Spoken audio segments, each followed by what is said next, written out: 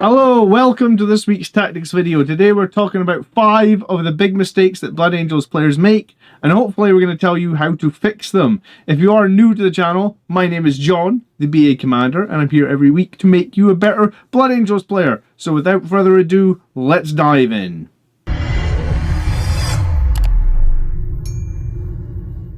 So the goal for this week's tactics video is to talk about some of the common mistakes that I see you guys make. And how they can hamper your win rate when playing Blood Angels. We know right now Angelic Inheritors is like a 43% win rate. Liberator Assault Group is 47%. So we are struggling since the removal of Bloodless Angels to even hit a 50% win rate. So let's talk about this. Let's talk about some of the mistakes that maybe you can eliminate from your game to make you a better player. Okay. So mistake number 1 is probably overcommitting to jump pack units, right? For many years, Blood Angels forces were 100% the best way to run Blood Angels was spam out as many of those big blobs of jump pack units as you can. It was a very powerful tactic, but 10th edition has definitely shaken that up with the monsters and vehicles going up to high values of toughness, much higher than we saw previously.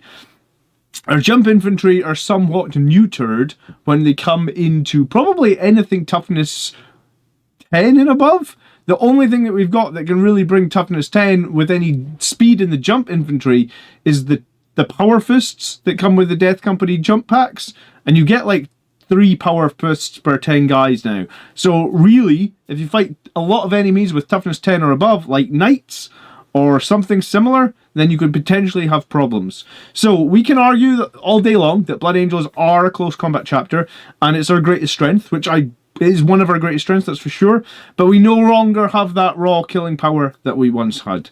Both Death Company and Stronger Regard can quite often bounce off enemy units, and I think what I mean by bounce is you jump in, you hit the enemy units, you don't do enough damage, they hit you back, and essentially they hit you back so hard a bunch of you guys die and you bounce off them, right? Like, it's a common term that we might say in Warhammer 40,000.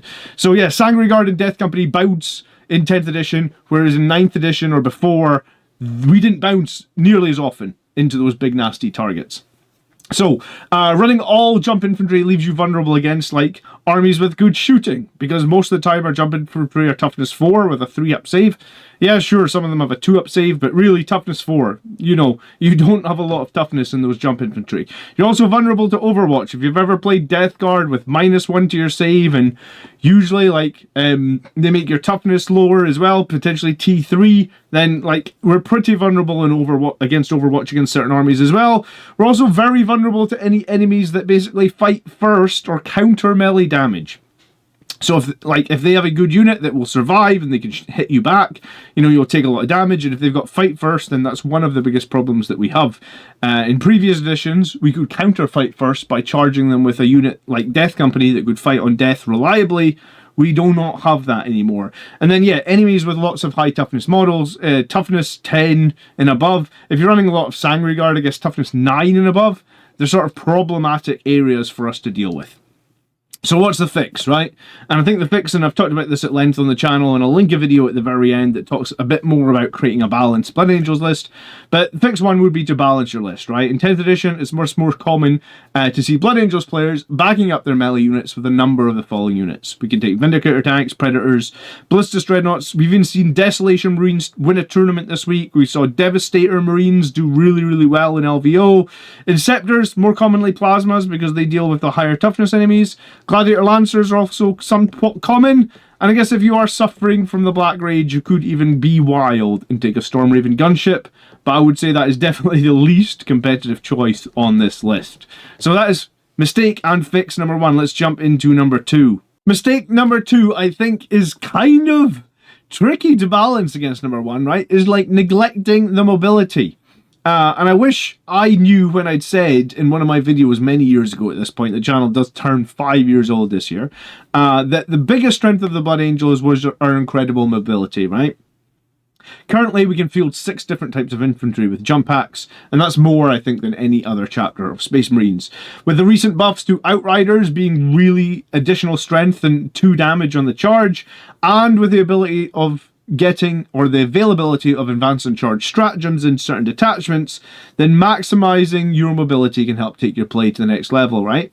I mean, not to say Terminators, Aggressors, Assault Centurions aren't great damaging units that bring a ton of melee potential, and not to say as well that, like, there's plenty other good options that can bring a lot of firepower, but the one thing that we do know is Blood Angels do not have a ton of survivability in our power armor, right? Power armor on a 3-up save isn't what it was many editions ago now, because most of the time power armor is, you know, toughness 4.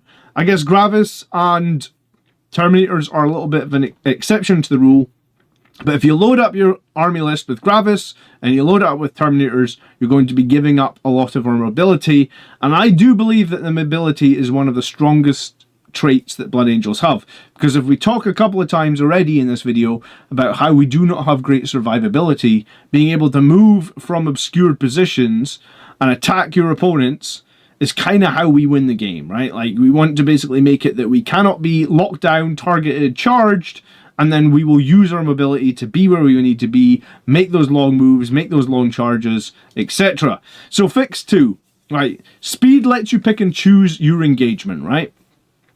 It also lets you quickly reposition units from flank to flank, right? I've played a lot of games in 10th edition where I might start a jump infantry on the left flank, and once I've seen how my opponent's deployed, I'm like, do you know what? They're not super useful on the left flank. So turn 1, I might just advance them towards the middle of the board. Turn 2, I might move out onto the right flank, right? Like, you can reposition your army in basically 2 turns. The board isn't that wide. If you were advancing somewhere in the region of like 15 inches, you can definitely move from one flank to the other. You know, if you deploy on one flank, it's definitely possible to get to the other flank pretty early in the game. So as such, I think I would always include at least 4 or 5 mobile moving units in your army, right? And most of these, I think, would be Jump Pack Marines, and the 4 reasonably competitive options we have for Jump Pack Marines are Sangre Guard, Death Company with Jump Packs, Jump Assault Intercessor, and Vanguard Veterans. I think that probably Sangre Guard and Jump Assault Intercessors right now are the most popular, but there's nothing to say Death Company or Vanguard Veterans won't come back. If you are buying and building Blood Angels lists, then I think you should be considering, like I said, like 4 or 5 of these. I look back at a few of my recent tournament lists, and that's usually the number that I'm aiming for, like a 4 minimum. You could also include some Outriders, harder to move around terrain, but also very fast. And Impulsors are super fast as well. And the cool thing about Impulsors is you can actually deploy troops after they've advanced, which can, and after they've advanced and you deploy the troops only count as having made a normal move. So you can still do an action. So the Impulsor could advance 18, disembark a unit of troops 3 inches, and then they could do an action. So essentially 21 inches from where you started the turn. So this just shows you, you know, like if you had teleport homers, if your Impulsor is 20 inches away from their deployment zone, there is a chance you would actually be able to get there and get your unit in and do teleport homers, right? Like, that's a very useful rule on the Impulsor, and I don't see it used all that often, but if you know about it, it can certainly be handy. So if you are struggling towards the end of the game to do actions, to redeploy your units from flank to flank, if you just feel like your army does not have enough speed, then Fix 2 is what you need, right? Because I have said, and like I said, I wish I knew when I first said it, but I think that the speed that the Blood Angels can bring is probably our strongest trait, especially with our jump units losing some of their damage. We talked about that already in this video in like Fix 1 or Issue 1. So our jump units don't do as much damage as they did, but they are more mobile than they were before, right? We never used to be able to advance and charge with Blood Angels, and I think we never used to be able to fall back and charge all that often either. So we are more mobile than we were before, and honestly I think the mobility is the strongest trait. So fix number 2. Let's move on to number 3. So misusing command points is also a common mistake that's made for Blood Angels players, and we know that we only get 10 command points per battle. You know, you generate 1 in the start of each turn, and there is 2 turns per battle round. Your turn and your opponent's turn. What I can tell you straight off is there are a bunch of stratagems just to avoid for the most part. Command points are very limited, and wasting CP on these is not recommended if at all you can help it. Now, there is the odd situation where it could be good to spend a CP on these ones, but in general, these are stratagems that I would try and avoid if at all possible, right? Command reroll. It's honestly one of the biggest traps in the game. Unlike just about every other stratagem that has a guaranteed effect, a command reroll has a very small chance of yielding a positive result. You know, even if you've got a guy with a 4-up invuln, if you command reroll, it's 50-50 if he's going to save that wound, and you're usually using it to try and keep him alive. Whereas, like, you know, not like no other stratagems have a 50-50 chance. The second you know, even if you had a 3-up invuln, which we don't have, it is still there's still a 33% chance that command reroll would be completely worthless. So, like, I do not use command reroll if at all possible for the number of shots like the Vindicator tank would use. I do not use it for save reroll. Do not use it for like wound rerolls. It's just unreliable in general, and if you can avoid using it, I feel like your CP are better spent on something else. Quite often, when you pay the CP for command reroll, just think in your head, how often do you command reroll and you end up rolling a 1 into another 1? Like, it happens all the time. Command reroll is a giant trap. The next one, which is also a bit of a trap, is Fire Overwatch, right? Unless you have a ton of flamers, like a Ball Predator or Land Raider Redeemer, I feel like we do not have really any units that benefit massively from this. Even if you're trying to take 1 wound off an enemy monster, it usually works out badly. Like, you know, you take your Vindicator tank, for example, which you think is possibly one of the best shooting units that we have. An average roll will give you 3.5, so a Fire Overwatch will give you 1 hit. 1 hit, statistically. Then do you wound? Question mark. Do they save? Question mark. And then do you have a bad damage roll? Question mark. Fire Overwatch. As much as I would like to be able to utilize it, I feel like in my lists, I don't land the Ball Predator very often. If I did, I would potentially Fire Overwatch with it. And I have used the Redeemer and I have fired Overwatch with it. But beyond that, we don't have anything that's good for firing Overwatch, so beware of that one. And then Armor of Contempt is the next one, right? Its heyday is gone. It's now only lasting for 1 activation, and I think at this point it's rarely worth using. Unless you can guarantee you're only being hit by 1 enemy unit, then Armor of Contempt is super weak. Like, if you're talking about infantry, you'd be better off using Go to Ground, which gives them cover, which would last multiple activations, or you'd be better off using Smokescreen, which would also give you cover and -1 to hit, right? So, like, Armor of Contempt is not good anymore. Since the change, maybe like the balance status late 3 months ago at this point, I have found it almost always not worth using. And I've used it at tournaments and almost instantly regretted it. And then the last thing you have to say is new orders, right? So sometimes you pull missions at the start of the turn and you can't score a specific mission, and you have 2 options, right? You pay for new orders to get another mission right now, or you throw it away at the end of your turn to get them a command point, which has value, which has guaranteed value, right? Like, if you throw away, I don't know, you pull engage in all fronts and you're not going to be able to do it, you know, if you throw that away, you guarantee having a CP in the next turn, or an extra CP after the end of your turn, right? And that has guaranteed value. If at the start of the game, right, turn 1, you new orders, the chances of you pulling another mission that is also worthless are pretty high, right? You know, like, so I think when you're going to use your tactical objectives or new orders to regenerate your tactical objectives, I think you just need to take a second here and consider what you need your CP for in this turn before you do it, because the results here are massively random. I should have probably bolded that. And massively random results from CP usage is not really what we're looking for CP usage, right? CP usage should be giving us guaranteed value that we can use to win the game. I get sometimes you really need 3 extra points, so you have to new orders. That's fine. I've done it. You've done it. We've all done it.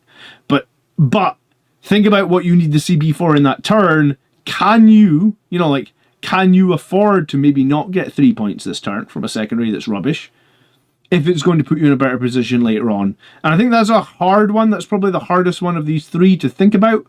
But I think it is something you should think about before you just blindly do no orders in turn 1 because you get something that you cannot score, right? Like, Am I going to get jumped by my enemy in their turn 1 on 2 flanks? Am I going to want command points for both those things? Is that going to be more valuable than randomly getting an objective that I still might not be able to complete in this turn, right? Lots of factors to consider.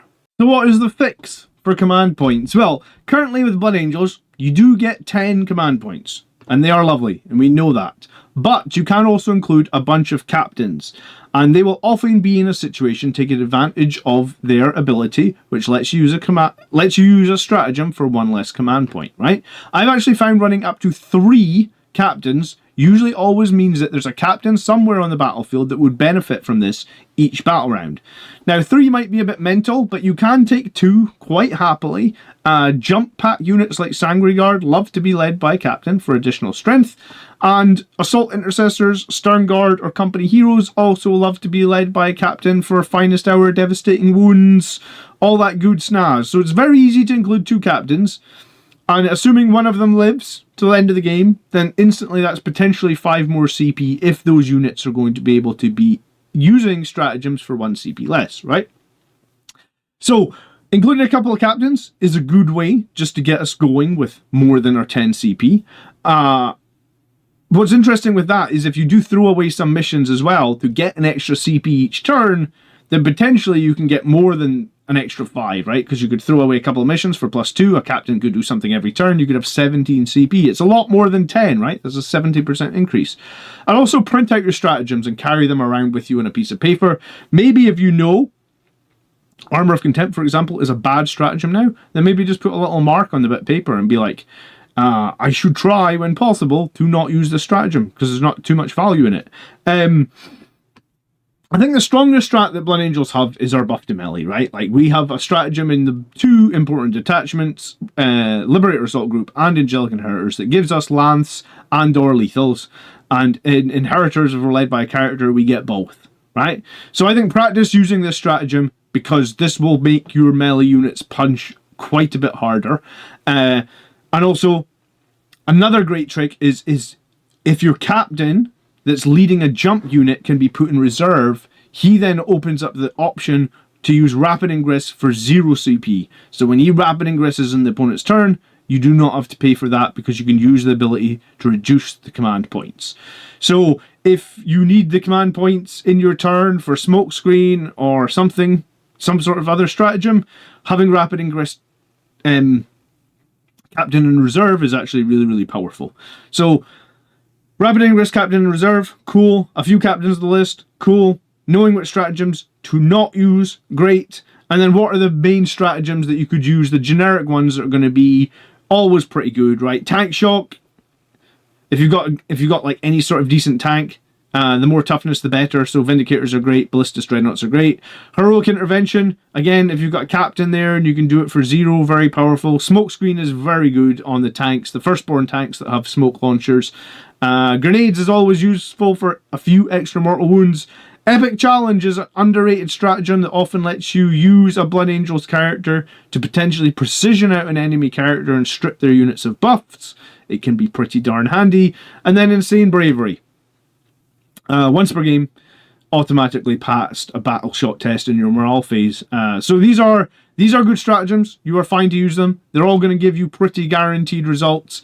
I know that sometimes grenades will give you no mortal wounds and sometimes it's 6, but typically if you throw grenades you get 3 mortal wounds, right? It's pretty reliable. It's much more reliable than using a command reroll. So that is fix number 3. Let's move on to fix number 4, but real quick before we do that, please do consider subscribing if you get some value out of this video. I am here every week on YouTube trying to make sure you guys learn a thing or two and improve your game of 40k. So, mistake 4 is like failing to plan for the objective, right? And this, I've been guilty of this in the past, right? And I think all Blood Angels, we occasionally get a little bit of that red thirst / black rage in our brain. And we focus too much on smashing our opponents in combat and forget that the primary goal of Warhammer 40,000 is to hold objectives and score secondaries. So a narrow focus on killing can leave you out of position when it's time to claim objectives or deny them on your opponent. And the Blood Angels' mobility and speed should help you score objectives efficiently, right? We also don't have a massive amount of durability or durable units, commonly in army, so holding objectives can be tricky. Having units in your army list that can fill multiple rows can help with some of these issues, but ensuring that at the start of each of your turns you prioritize the mission critical objectives can help a lot, right? It's important to understand when to push for objectives, when to hold back. For example, if you're ahead on points early in the game, you can hold back a little bit and make sure your opponent does sneak objectives out from under you. If you've ever watched my battle reports, you will often see me behind in the early game. Because I know, and I've been playing Blood Angels for years, and I've made all the mistakes where I've just been like, I will jump this unit of Sangre Guard forward onto an objective, and then just watch them get obliterated by shooting, right?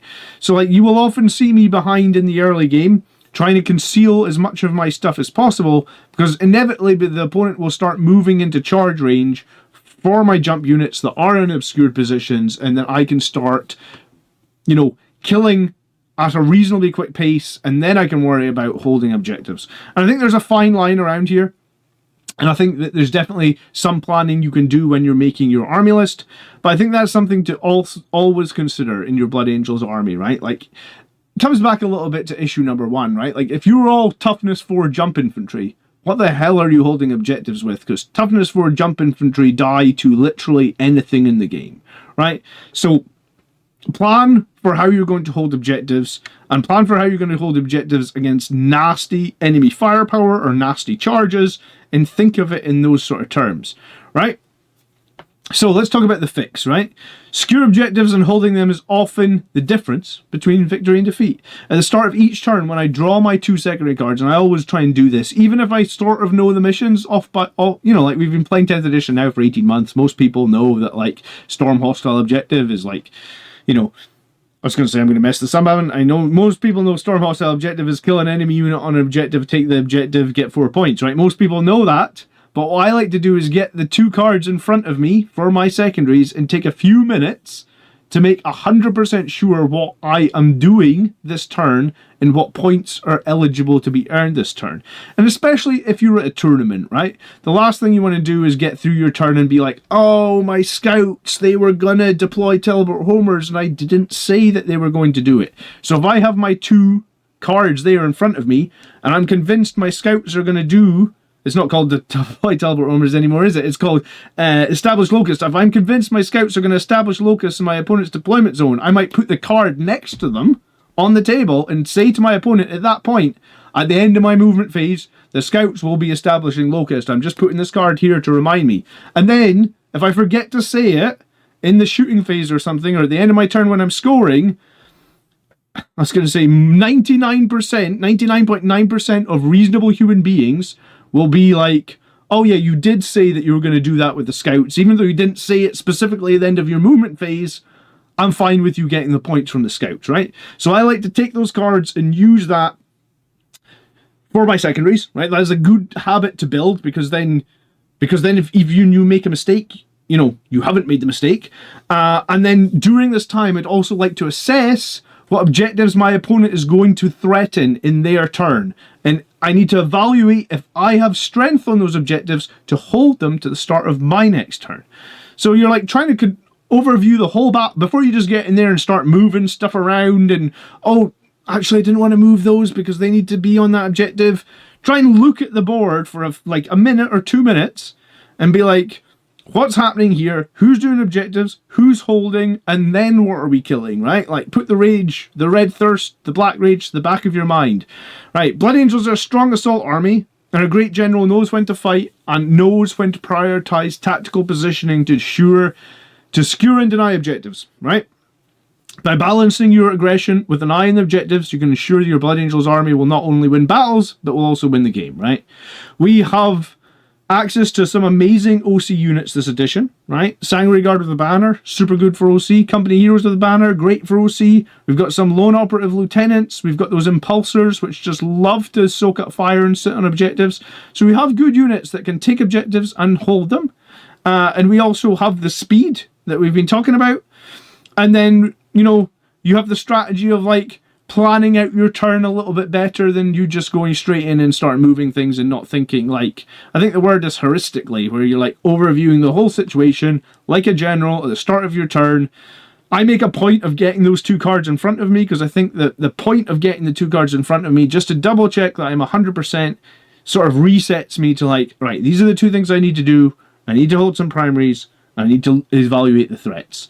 So that is fix number 4. Okay, mistake number 5, underestimating the importance of screening, right? Blood Angels players often underestimate the importance of screening their key units from enemy fire or charges. You'll often find that the enemy get the jump on many of your core units. They will die surprisingly fast. You know, this is one of the reasons I often say playing expensive units like Dante plus 6 Sangre Guard, big footprint, not tons of durability, toughness 4, or 10 Death Company with Lamartas, 350 plus points, toughness 4, no invuln save. These units can be quite difficult to play, right? Even in deployment, mistakes can be easily made. Going too aggressive with these units, you go against a fast-moving army like World Eaters or Orcs. Both these factions have great movement potential in the early game, high melee damage. If they get the jump on those units are dying, and those units dying can cripple you early in the game, right? I've seen me lose Lamartas plus 10 Death Company to like incidental shooting from Drukhari, and straight away I was just like, oh my god, losing the 10 Death Company and Lamartas to a bunch of damage 1 shooting because they've got all anti-infantry gun has crippled me in turn 1, right? So mistakes can be made. Blood Angels models, we excel when we're obscured. We are not known in any way in 10th edition for durability. I don't know if we were known in previous editions, maybe when we had the standard of sacrifice, but certainly not now, right? So we need to be hiding units, and we need to be screening important units when possible. So use your cheap expendable units like Scouts, Outriders, or Impulsors to block movement lanes and prevent our more expensive units being targeted, right? In deployment, I often start a cheaper unit right in front of my Sangre Guard or Death Company, right? So if I made a mistake, because mistakes do happen, especially in tournaments, maybe I'm playing an army I'm not super familiar with, I will not be punished in a meaningful way. So like in my deployment, if this is the front of my deployment, I guess here, and I want to put my Sangre Guard right at the front, I would purposely put them back and in between. So if my opponent's charging me from this way, there will be a unit of Scouts. They can be obscured behind the wall as well, or jump intercessors, or something that basically says, if my opponent can jump in on top of me, early game in turn 1, yes, they can kill one of my units, but they are definitely not killing my big blob of Sangre Guard, or they're definitely not killing my unit of Death Company. And that alone will probably dissuade a lot of your opponents from attacking you, right? Because it's like, they have to make a big long charge into a unit of Scouts. They're probably not going to do it, right? If they have to make a big long charge into your Dante and 6 Sangre Guard and they potentially wipe that unit turn 1, they're probably going to try, right? So jump infantry should always be deployed in concealed positions. If your opponent is going first, you should ideally they should never be able to target any of your units with range attacks, even after they've moved. And even if they have something like Angron, which is like a 16-inch move, a 6-inch advance, and then a charge, they should never be able to engage any of our key melee units like the Sangre Guard.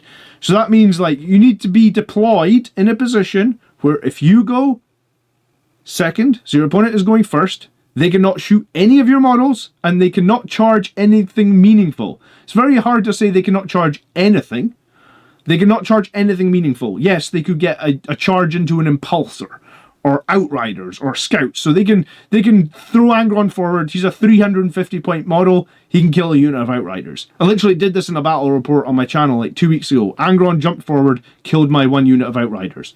Cool. You've just traded me a 350 point Angron for an 80 point unit of Outriders.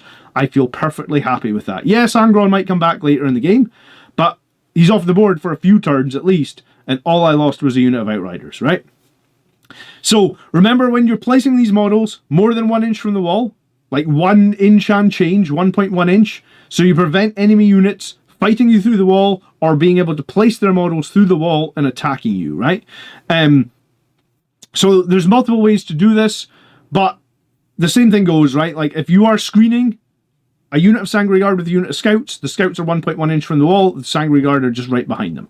So you're just making sure that your opponent can never engage on the units that you are prioritizing to do a lot of work in the battle. Like I said, if they want to trade Angron for a cheap unit of something else, totally fine with that, right? Blood Angels infantry are typically fast enough where even if you did start 1 more inch away from behind the wall, with your 12-inch jump forward, either to another piece of obscuring terrain or with an advance and charge, you're going to be able to get where you need to go and you make the charges that you need to be. Very rarely do I ever find that screening my expensive units has any meaningful negative on the overall game experience. And I think practicing this and getting it right is going to elevate your play as a Blood Angel player considerably, right? Like, I remember the first games I played when I came back to this hobby like 7 years ago. I got wrecked so many times. Blood Angels units in the open, they just die. Blood Angels units too close to the wall, getting charged and eaten up through the wall. Expensive units deployed too aggressively forward. There's a lot of strategy around this, but once you actually figure out and get it right, you actually find that Blood Angels are like so versatile and such a strong force, and actually a really rewarding army to play. So that is the 5 fixes. But here's the conclusion I'll give you. It's hard to win games of 40k. There's plenty of mistakes to be made, and hell, even I forget to roll Dante's Battleshock aura on a weekly basis. And if I didn't say that there, one of you guys was going to say it in the comments. I'm looking at you, James Gibb. Remember, it's tempting to dive in to a glorious melee charge, but the key to mastering Blood Angels lies in how you balance your aggression and securing those critical objectives. I'd love it if you could share some of your biggest mistakes in the video comments section. I do try and read all the comments.